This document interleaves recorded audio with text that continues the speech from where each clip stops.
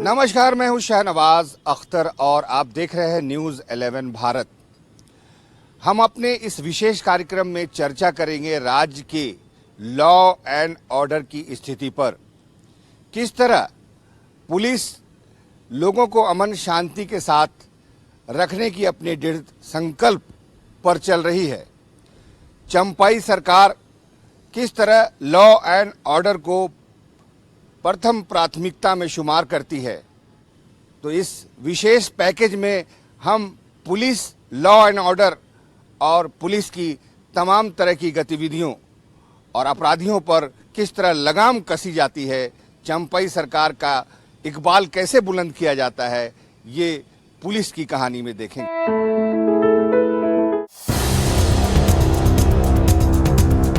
झारखंड में कानून व्यवस्था सरकार की पहली प्राथमिकता है। मुख्यमंत्री Champai Soren law and order को लेकर गंभीर हैं। यही वजह है कि लोकसभा चुनाव फौरन बाद मुख्यमंत्री ने सबसे पहले लॉ एंड ऑर्डर की समीक्षा की। वहीं पिछले एक साल के भीतर धार्मिक कार्यक्रमों के दौरान किसी भी तरह की कोई बड़ी घटना सामने नहीं आई। रामनवमी के दौरान जमशेदपुर, हजारीबाग और बोकारो में विधि व्यवस्था से जुड़ी 3 घटनाएं सामने आईं, लेकिन तीनों पर तुरंत काबू पा लिया गया। वहीं आने वाले रथ यात्रा, श्रावणी मेला और मुहर्रम को लेकर भी पुलिस ने पूरी तैयारी कर ली है। वहीं लोकसभा चुनाव को शांतिपूर्ण संपन्न कराने में पुलिस की बड़ी उपलब्धि है। राज्य के नक्सल प्रभावित इलाकों में भी बम्पर वोट पड़े। पुलिस प्रशासन की सही रणनीति के कारण कोई अप्रिय घटना नहीं घटी। और लॉ एंड ऑर्डर बिल्कुल सही है। जो जिस तरीके से विधि व्यवस्था बनी रहनी चाहिए उसी तरीके से पूरे झारखंड में बहुत ही अच्छी तरह से लॉ एंड ऑर्डर की अभी सिचुएशन है और कंडीशन है। इसलिए इसको हम इसलिए भी कह सकते हैं कि पिछले विगत जितने भी हमारे पर्व त्यौहार होते हैं, जितने भी हमारे वो कम्युनल गैदरिंग्स होती हैं, चाहे बड़े बड़े रामनवमी के त्यौहार हों या और भी त्यौहार हों, तो वो अन्य राज्यों की अपेक्षा यहाँ पर बिल्कुल शांतिपूर्वक हुए थे। कोई ऐसी विशेष घटनाएं नहीं हुई थी। और इसके अलावा हाल ही में लॉ एंड ऑर्डर का दूसरा पैमाना जो है वो शांतिपूर्वक चुनाव हुए थे। लोकसभा के चुनाव इतने शांतिपूर्वक हुए कि कहीं कोई दुर्घटना या घटना नहीं घटी थी। इसलिए जो लॉ एंड ऑर्डर है वो बिल्कुल सही तरीके से है और कहीं उसमें कोई मतलब चिंता की या किसी सोचने की आवश्यकता नहीं है। ऐसा नहीं है कि झारखंड में अपराध खत्म हो गए हैं, लेकिन जब भी कोई आपराधिक घटना घट रही है, पुलिस ने तय सीमा के भीतर अपराधियों को सलाखों के पीछे पहुंचाया है। चाहे बात रांची के ओरमांझी में हुए गैंगरेप की हो या फिर साहिबगंज सामूहिक दुष्कर्म की, आरोपी पकड़े गए हैं। पीड़िता को इंसाफ दिलाई जा रही है। शामिल जो भी दुष्कर्म करने वाले अपराधी थे वो सब पकड़े गए हैं और उनके पास से जो भी एविडेंस वाला होता है, चाहे वो कपड़े हों चाहे और अन्य चीजें हों, वो सब बरामद हो गई हैं। तो उनको भी सख्त से सख्त सजा दिलाने की कोशिश की जाएगी। और जितने भी इस तरीके के अपराध हुए उसमें अधिकतर 90% या उससे ज्यादा भी सब में रिकवरी हुई है और सबका उद्भेदन हुआ है। चंपाई सोरेन के सत्ता के कमान संभालने के बाद आपराधिक घटनाओं में कमी आई है। मर्डर और लूट जैसी संगीन वारदातों में भी कमी आई है। इसके पीछे मुख्यमंत्री के कड़े निर्देश और पुलिस प्रमुख की संवेदनशीलता है। समय समय पर डीजीपी खुद सभी जिलों के एसपी के साथ समीक्षा बैठक करते हैं और न सिर्फ क्राइम कंट्रोल बल्कि पेंडिंग केसों के निपटारे के निर्देश देते हैं। मासिक या फिर अगर कोई विशेष इस तरीके की बैठक होती है तो उसमें अलग अलग मुद्दे रखे जाते हैं, लेकिन मूल जो आइडिया होता है, मूल जो उसके पीछे कारण होता है ये कि अपराध की रोकथाम रहे और उसके अलावा जो भी मतलब पुराने पेंडिंग वारंट्स हैं, एग्जीक्यूशन करने हैं या फिर अटैचमेंट है या जो अपराधियों की शिनाख्त करनी है, उनका सत्यापन करना है और उनको अगर बाहर हैं तो उनकी क्या गतिविधि है, वो सब पर जो बेसिक काम है पुलिस का, उसी के ऊपर में समीक्षा की गई थी। पिछले दिनों रांची के एक बार में मर्डर की घटना सामने आई थी, लेकिन पुलिस की तत्परता के कारण 48 घंटे के भीतर आरोपी कानून के शिकंजे में पहुंच गया। यही नहीं, जिस ऑटोमेटिक हथियार से उसने घटना को अंजाम दिया था उसे भी बरामद कर लिया गया। हालांकि राजधानी रांची में जेवर दुकान में लूटपाट की कुछ घटनाएं सामने आई हैं, लेकिन उन मामलों पर भी पुलिस गंभीर है। सीसीटीवी फुटेज खंगाले जा रहे हैं, साथ ही तकनीकी संसाधनों का भी सहारा लिया जा रहा है। उम्मीद है कि जल्द ही सभी अपराधी सलाखों के पीछे होंगे। न्यूज़ 11 भारत के लिए रांची से शाहनवाज अख्तर की रिपोर्ट।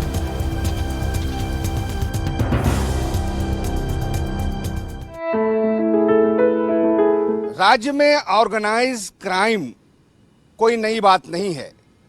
बड़े बड़े गैंगस्टर्स अमन सिंह, अमन साहू, प्रिंस खान, ये नाम आपने सुने होंगे। ये बड़े बड़े व्यवसायियों को लेवी मांगकर परेशान करते हैं। अगर कोई इनकार करता है तो फिर उसे ऊपर भी पहुंचा दिया जाता है। उसके व्यावसायिक संस्थानों पर हमले किए जाते हैं, बम ब्लास्ट और गोलीबारी की जाती है। पूरा झारखंड और झारखंड के कई बड़े शहर, विशेषकर धनबाद, जमशेदपुर और रांची और कोयला व्यवसाय से जुड़े हुए लोग इन गैंगस्टर से परेशान थे। लेकिन पुलिस ने अपनी जबरदस्त रणनीति के तहत चंपाई सरकार के निर्देश पर तुरंत गैंगस्टर पर काबू किया और कई गैंगस्टर इस वक्त हवालात में बंद हैं।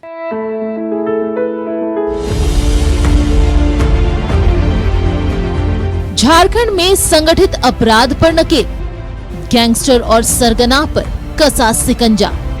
झारखंड में ऑर्गेनाइज्ड क्राइम और गैंगस्टर पर नकेल कसा जा रहा है।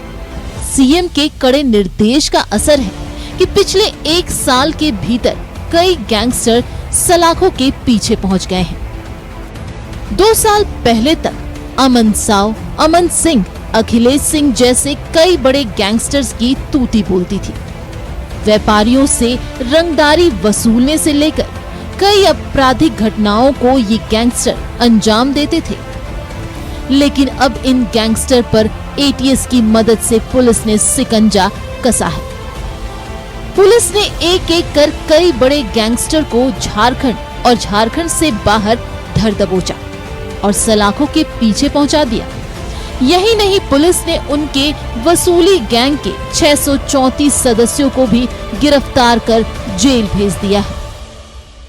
पिछले 1 साल में यह है कि जब से एटीएस हो या पहले झारखंड पुलिस भी जो काम कर रही थी, तो उसमें संगठित अपराधों के विरुद्ध एक संगठित तरीके से ही स्ट्रेटेजी के तहत प्लान बना करके वो कार्रवाई की गई। इसमें यहाँ पर मुख्य रूप से झारखंड में प्रिंस खान का गिरोह है, अमन सिंह का है, अमन सिंह का गिरोह है, अखिलेश सिंह, लवकुश शर्मा, पांडे गिरोह, अमन श्रीवास्तव, डब्लू सिंह वगैरह, ये सब या तो एक्टिव हैं या फिर मतलब कुछ इनकी संख्या में कम होकर उनकी गतिविधियां लेकिन अलग अलग क्षेत्रों में जारी है। और पुलिस का और एटीएस का ये प्रयास है कि इनके ऊपर में अंकुश लगाया जा सके, जिसके फलस्वरूप अब तक पिछले 1 वर्ष के दौरान कुल इन सब के जो हैं वो 634 जो मेंबर्स हैं उनको गिरफ्तार किया गया था और वो अभी जेल के अंदर बंद हैं। और दूसरी चीज़ ये है कि इनके जितने भी गिरोह के मेंबर्स हैं उनका आइडेंटिफिकेशन हो चुका है। उनके अलावा उनका कहाँ जो एग्जीक्यूशन अटैचमेंट वगैरह है वो भी सब किए गए हैं। तो लगातार दूसरे राज्यों से भी हमारी जो बातचीत होती रहती है और जो खासतौर से धनबाद का एरिया है प्रिंस खान के नाम से जिसको जाना जाता है, तो उसके विरुद्ध भी उसको एक्सट्रेडिशन करने के लिए भारत सरकार के थ्रू, भारत सरकार की मदद से वो प्रक्रिया जो है वो भी प्रारंभ की जा चुकी है। 2023 से अब तक 127 से ज्यादा अपराधियों की गिरफ्तारी, 50 से ज्यादा हथियार, 1000 से ज्यादा कारतूस बरामद, अपराधियों के पास से 50 लाख से ज्यादा कैश जब्त। गैंगस्टर प्रिंस खान के खिलाफ रेड कॉर्नर नोटिस जारी, गैंगस्टर प्रिंस खान पर 50,000 रुपए इनाम घोषित। डब्लू सिंह गिरोह का सरगना डब्लू सिंह पर 40,000 इनाम घोषित। हाल के दिनों में गैंगस्टर द्वारा जेल से रंगदारी मांगने समेत कई शिकायतें आई, जिस पर मुख्यमंत्री चंपई सोरेन ने गृह विभाग को सख्त निर्देश दिए। तमाम जिलों में आधुनिक जैमर लगाने के निर्देश दिए गए। सरगनाओं को मदद करने वाले कई जेल और जेल कर्मियों का तबादला किया गया। डीजीपी ने कहा कि समय समय पर जेलों में छापेमारी भी की जाती है, ताकि अपराधी और जेल प्रशासन को ये एहसास रहे कि पुलिस की आंख और कान दोनों खुले हैं। लेकिन इस तरीके की जब भी सूचनाएं मिलती हैं तो उसका सत्यापन कराया जाता है और जो कानूनी कार्रवाई है वो प्रारंभ की जाती है। झारखंड में ऑर्गेनाइज्ड क्राइम बड़ी समस्या है। धनबाद, जमशेदपुर, रामगढ़, पलामू, रांची और हजारीबाग में 8 संगठित गिरोह सक्रिय हैं, जिनमें से प्रिंस खान, अमन साहू, अमन सिंह, लवकुश शर्मा और अखिलेश सिंह, डब्लू सिंह के नाम शामिल हैं। लेकिन इनमें से कई या तो कानून के शिकंजे में पहुंच गए हैं या फिर उनके खिलाफ कड़ी कार्रवाई चल रही है। न्यूज 11 भारत के लिए रांची से शहनवाज अख्तर की रिपोर्ट। नक्सलवाद और झारखंड एक दूसरे के पर्यायवाची रहे हैं, लेकिन पिछले कुछ सालों में नक्सलवाद पर करारा प्रहार किया है पुलिस ने। नक्सलवादियों के कुछ गढ़ हुआ करते थे, पारसनाथ, बूढ़ा पहाड़, सारंडा, उन सब में पुलिस की तमाम तरह की गतिविधियां कामयाब रही हैं और बड़े बड़े नक्सलियों ने सरेंडर भी किया है।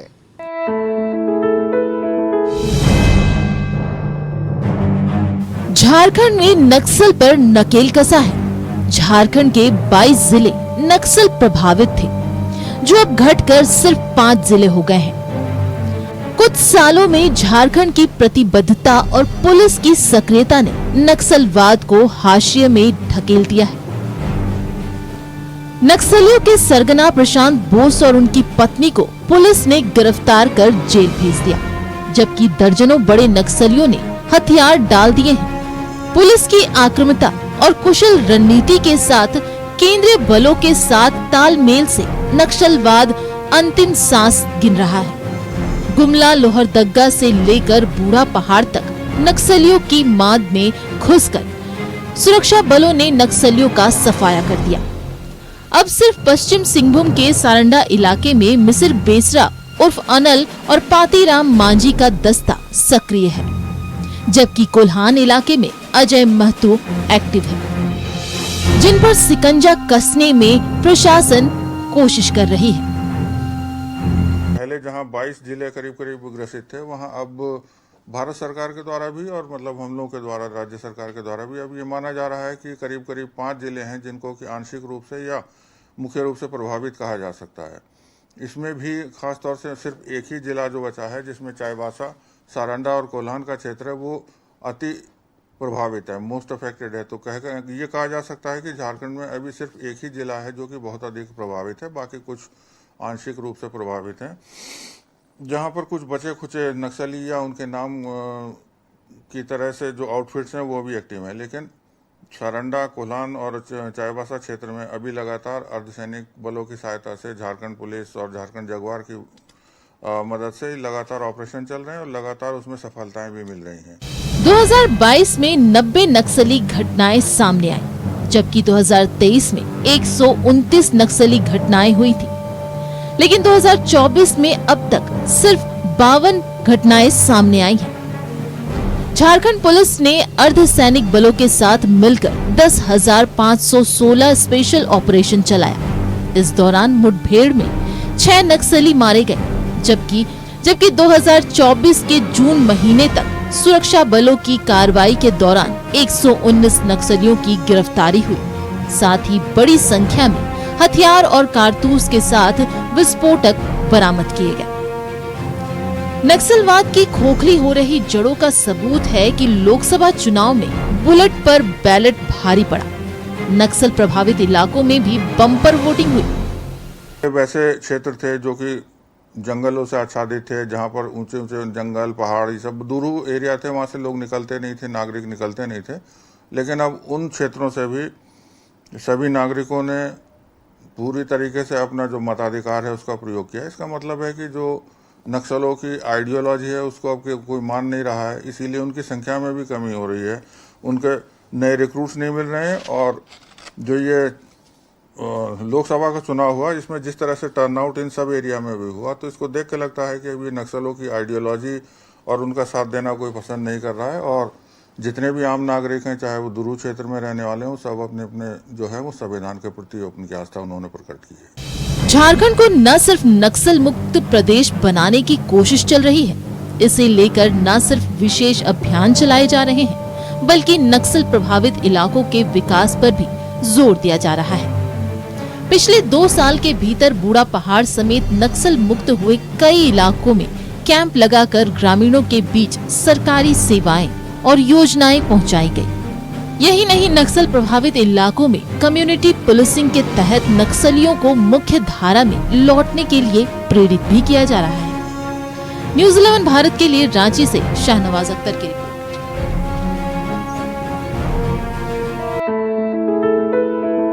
साइबर अपराध इन दिनों अन्य अपराधों से आगे बढ़ता हुआ मुख्य अपराध बन गया है और खास करके झारखंड के जामताड़ा से एक कॉरिडोर बना है और दूसरे शहरों में भी छुप के साइबर अपराधी यहां से लेकर चीन तक के नेटवर्क के साथ मिलकर अपराध कर रहे हैं, लोगों को ठग रहे हैं।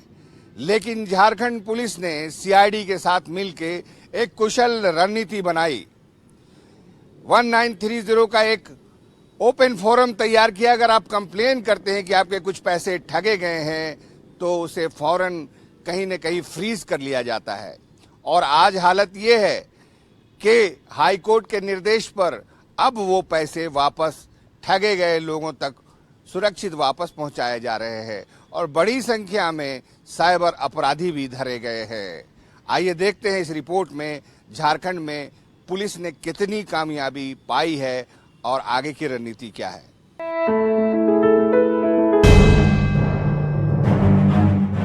हाल के दिनों में साइबर क्राइम बड़ी चुनौती बनी है। जामताड़ा के अलावा दूसरे जिलों में भी साइबर अपराधियों ने अपने पैर पसार लिए हैं। लेकिन पिछले 4.5 सालों के दौरान सरकार के निर्देश पर झारखंड पुलिस ने साइबर अपराधियों पर सिकंजा कसा है। साइबर अपराध पर नकेल के लिए झारखंड सीआईडी की मदद ली जा रही है। एक अलग सेल का भी गठन किया गया है। यही नहीं, साइबर अपराध के लिए चिन्हित जामताड़ा, देवघर, गिरिडीह, धनबाद, जमशेदपुर और पलामू में साइबर थाना खोलने की कार्रवाई शुरू कर दी गई है।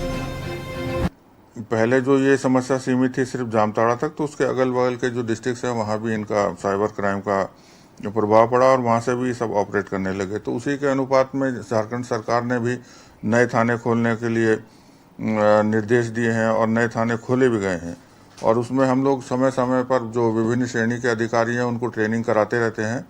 और ख़ासतौर से एक जो उल्लेखनीय है वो है झारखंड पुलिस के द्वारा सीआईडी के द्वारा जो एक ऐप है, प्रतिबिंब वेब पोर्टल एक है, उसके आधार पर जो है उसको न सिर्फ झारखंड पुलिस बल्कि अन्य राज्यों की पुलिस भी सफलतापूर्वक उसका इस्तेमाल कर रही है और उसमें लगातार रिकवरी होती है, लगातार वहाँ पर अपराधी पकड़े जाते हैं। तो अब इससे फ़र्क यह आया है कि पहले जो कोई विक्टिम होता था, जब वो थाने को अप्रोच करता था तब कार्रवाई शुरू होती थी, लेकिन अब अपराधी के ही ऊपर कार्रवाई वहीं से स्टार्ट होती है कि जो नंबर्स उसमें यूज़ होते हैं उनकी लोकेशन इस प्रतिबिंब वेब पोर्टल से मिल जाती है और उसके बाद पुलिस कार्रवाई अपना करना शुरू कर देती है। तो इसमें भी काफ़ी रिकवरी, काफ़ी लगातार मतलब गिरफ्तारियां, ऑलमोस्ट डेली इसमें गिरफ्तारियां वगैरह हो रही हैं। साइबर क्राइम पर नकेल के लिए झारखंड सीआईडी ने प्रतिबिंब वेब पोर्टल बनाया है, जिसके जरिए ठगी में इस्तेमाल किए जाने वाले मोबाइल नंबरों के लाइव लोकेशन की मॉनिटरिंग की जाती है। इसके तहत 2023 से अब तक 219 कांड दर्ज किए गए हैं। 1007 साइबर अपराधियों की गिरफ्तारी हुई है। 2239 मोबाइल और 3331 सिम जब्त हुए हैं। वहीं national cyber crime reporting portal के तहत साइबर हेल्पलाइन नंबर 1930 झारखंड में कार्यरत है, जिसके माध्यम से अब तक 24,571 शिकायतें दर्ज की गई हैं। साथ ही 13 करोड़ 90 लाख रुपए भी फ्रीज किए गए हैं। कुल 13 करोड़ 90 लाख जो रुपए हैं, 13 करोड़ 90 लाख एंड 63,000 रुपीज, उसको जो फ्रीज किया गया है कि मतलब वो उनके जो भी विक्टिम थे उनके अकाउंट से निकल नहीं पाए हैं और जो क्रिमिनल थे उनके पास पहुंच नहीं पाए हैं, तो वो रुक गए हैं और कालांतर मतलब आने वाले टाइम में वो रिलीज होंगे तो मिल भी जाएंगे। साइबर सेल और सीआईडी के एक्शन के कारण साइबर अपराधी अब जामताड़ा को छोड़कर दूसरे जिलों में ठिकाना बनाने लगे हैं, जिस पर पुलिस की पैनी नजर है। यही वजह है कि कई जिलों से साइबर अपराधी पकड़े जा रहे हैं। न्यूज़ 11 भारत के लिए रांची से सहनवाज अख्तर की रिपोर्ट। पुलिसिंग का काम कोई आसान काम नहीं है। सरकार का इकबाल बुलंद करने के लिए पुलिसकर्मी दिन रात अहर्निश सेवा करते हैं, अपनी जान को जोखिम में डालते हैं, नक्सलवादियों से लोहा लेते हैं, गैंगस्टर्स के साथ दो हाथ करते हैं। लेकिन पुलिस की भी अपनी कुछ ज़रूरतें हैं। पुलिस वेलफेयर भी कोई चीज़ है। पुलिस बल की जो संख्या है वो भी हमेशा कम रही है। एक सवाल ये भी पूछा जाता है कि आखिर पुलिस को कब तक वीआईपी सुरक्षा में लगे रहना पड़ेगा? दूसरे जरूरी काम वो कब करेंगे? दंगे फसाद, पर्व त्योहार, हर जगह अगर कहीं ड्यूटी लगती है तो पुलिस वालों की लगती है, चुनाव में ड्यूटी लगती है तो पुलिस वालों की लगती है। लेकिन पुलिस की जो ज़रूरतें हैं वो भी झारखंड में एड्रेस की गई हैं। कई ऐसे प्लेटफॉर्म बनाए गए हैं जिसमें पुलिस वालों के बच्चों की तालीम के लिए, पुलिस वालों के परिवार के सेहत और सुरक्षा के लिए सहायता राशि उपलब्ध कराई गई है, इंश्योरेंस की व्यवस्था की गई है, पुलिस आवास बनाए जा रहे हैं और अच्छे अच्छे नए प्रकार के थाने भी बनाए गए हैं। आइए देखते हैं पुलिस वेलफेयर पर हमारी ये रिपोर्ट।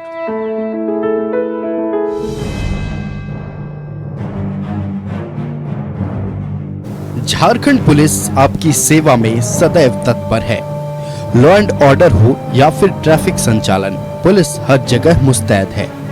लेकिन झारखंड पुलिस बल की कमी है, जिस पर मुख्यमंत्री चंपाई सोरेन ने गंभीरता दिखाई है और खाली पदों पर जल्द बहाली के निर्देश दिए हैं।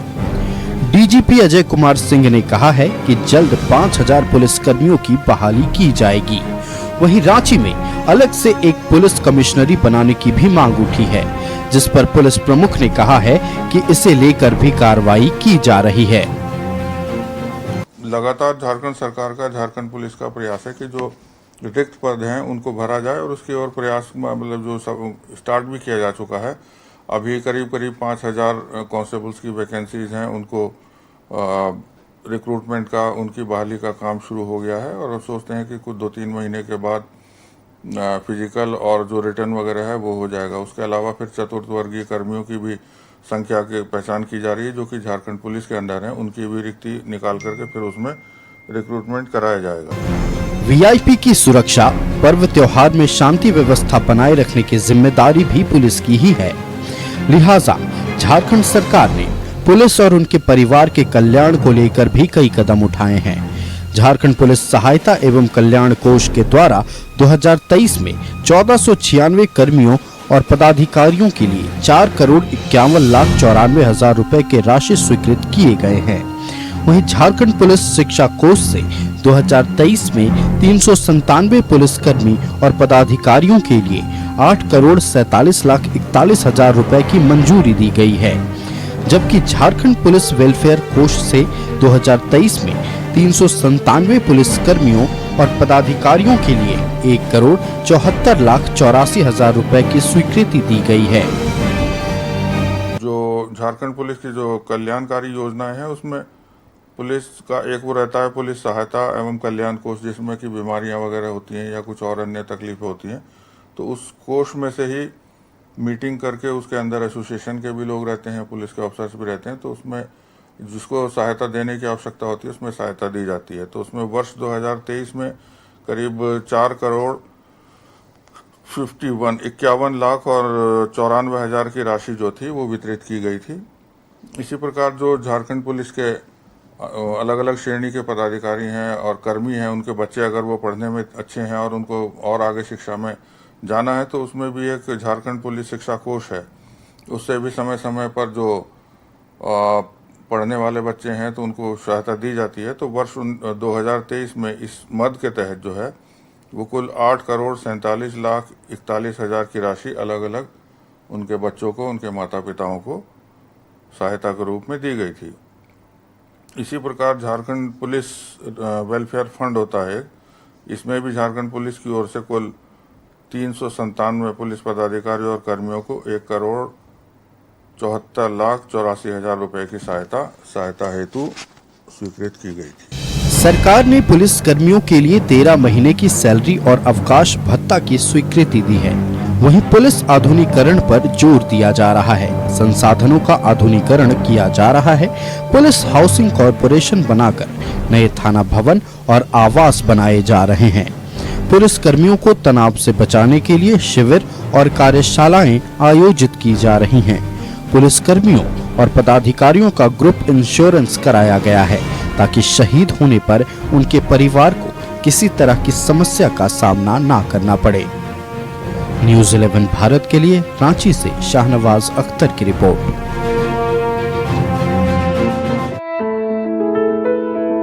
सरकार ने एक अभियान छेड़ा है, नशे को कहो ना, और इस अभियान का असर भी हो रहा है। मुख्यमंत्री से लेकर मंत्री से लेकर अफसरान और खास करके पुलिस विभाग जनता के पास जा रही है और उनसे कह रही है कि सबसे पहले तो आप नशे को ना कहिए, नशे से दूर रहिए, बाकी ड्रग पैडलर्स और उनकी गतिविधियों को हम देख लेंगे।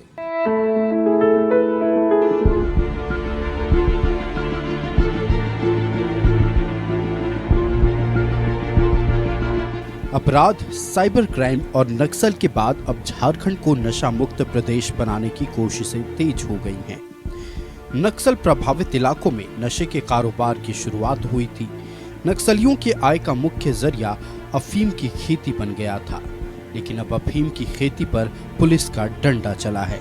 पुलिस ने न सिर्फ अफीम की खेती पर लगाम लगाया है, बल्कि अफीम के सप्लाई चेन को भी तोड़ने में सफलता पाई है। कई बड़ी खेप पकड़ी गई है। वहीं ब्राउन शुगर के कारोबार में शामिल तस्करों पर भी शिकंजा कसा गया है।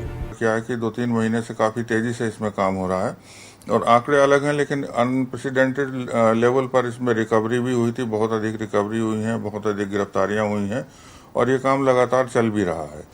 लेकिन इसमें आवश्यकता सिर्फ मतलब सरकारी तंत्र और पुलिस की तरफ से नहीं, लेकिन नागरिकों को भी इसमें अपना योगदान देना चाहिए। सर्वप्रथम तो उनको इन चीज़ों से दूर रहना चाहिए और अगर मतलब दूर अपने हो जाते हैं तो जो आपके आसपास के, आपके जो परिवार के और आपके जान पहचान के लोग हैं, उनको इसमें जागरूक करना चाहिए कि इन सब चीज़ों से आंशिक मतलब तुरंत तो कुछ फायदा अच्छा लग सकता है, लेकिन ये लॉन्ग टर्म में बहुत ही नुकसानदेह चीज होती है। नशा युवाओं को बर्बाद कर रहा है। शुरुआत स्कूल कॉलेज में सिगरेट के कश से होती है, जो बढ़ते बढ़ते स्मैक, ब्राउन शुगर और यहाँ तक कि नशे में इंजेक्शन तक पहुँच जाती है। ऐसे में झारखंड में नशे के खिलाफ दो तरफा वार किया जा रहा है। इस ओर नशा के कारोबार पर कार्रवाई की जा रही है, दूसरी ओर झारखंड को नशा मुक्त प्रदेश बनाने के लिए जागरूकता अभियान भी चलाया जा रहा है। 19 जून से 26 जून तक विशेष जागरूकता अभियान चलाया गया। समापन समारोह में मुख्यमंत्री चंपाई सोरेन ने झारखंड को नशा मुक्त बनाने का संकल्प दोहराया। साथ ही नशे के कारोबार पर कड़ी कार्रवाई की बात कही। ऐसा तस्कर करने वाला को कड़ाई से हम लोग कार्रवाई करने के लिए सुनिश्चित किया है कि झारखंड प्रदेश को बचाना है, नशा मुक्त बनाना है। इस तरह से तस्करी करने वालों को कभी छोड़ेगा नहीं, ताकि समाज से लेके युवा से लेके हर व्यक्ति इसका दायित्व लेने के लिए हम उम्मीद करेंगे, ताकि आने वाला दिन झारखंड प्रदेश को हम लोग नशा मुक्त हम लोग बनाने सके। युवाओं को नशे के लत से छुटकारा दिलाने के लिए रिनपास और सीआईपी में रिहैबिलिटेशन सेंटर बनाया गया है, जहां इलाज के बाद ज्यादातर युवा ठीक भी हो जाते हैं, लेकिन फिर युवा नशे के दलदल में फंस जाते हैं। ऐसे में सरकार और पुलिस के साथ आम लोगों की भी जिम्मेदारी बढ़ गई है। अपने बच्चों को नशे के दलदल में फंसने से बचाने के लिए हर माँ बाप को उनकी गतिविधि और संगत पर ध्यान देने की जरूरत है, तभी नशा मुक्त बनेगा झारखंड। न्यूज़ 11 भारत के लिए रांची से शाहनवाज अख्तर की रिपोर्ट। झारखंड में बेहतर पुलिसिंग है। आप देखें कि दंगे फसाद नहीं होते। झारखंड में जितने भी पर्व त्योहार हुए हैं, सब कुछ शांतिपूर्ण ढंग से गुजर गए। यहाँ तक कि पिछला जो लोकसभा चुनाव हुआ, बिना एक भी गोली चलाए, बिना एक कतरा खून बहाए ही संपन्न हुआ और नक्सलियों की एक नहीं चली। तो जनता को भी पुलिस का मोरल बूस्ट अप करना चाहिए, जिस तरह चंपाई सरकार कर रही है, और उम्मीद की जानी चाहिए कि पुलिस जल्द से जल्द अपना बेहतर परफॉर्मेंस देती जाएगी और अपनी कमियों पर भी थोड़ा काम करेगी। कैमरामैन देवाशीष के साथ, अपने कैमरामैन हेमंत के साथ में शाहनवाज अख्तर, न्यूज़ 11 भारत, रांची।